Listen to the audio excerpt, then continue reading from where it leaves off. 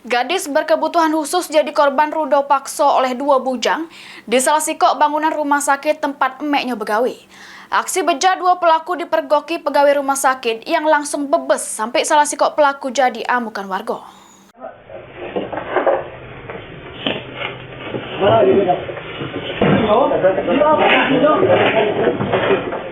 Sesudah polisi melakukan pemeriksaan secara maraton terhadap keempat pelaku perampokan yang terjadi di Desa Keban 1, Kecamatan Sanga, Desa Muba, ternyata komplotan ini sudah beraksi di Jambi, Samo, Sumatera Barat.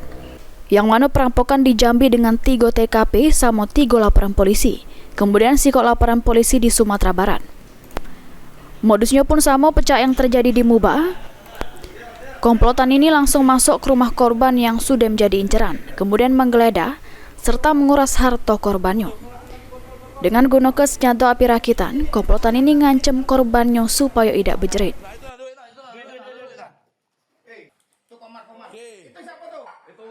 Ternyata ada beberapa laporan polisi juga di tempat lain, ya.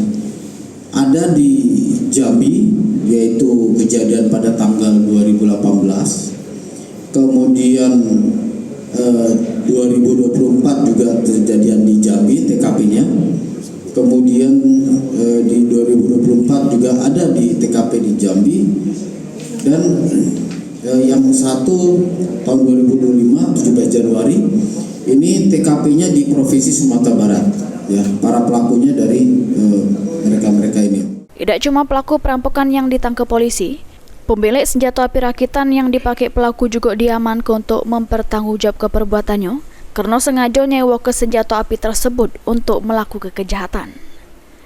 Mulyadi, PAL TV.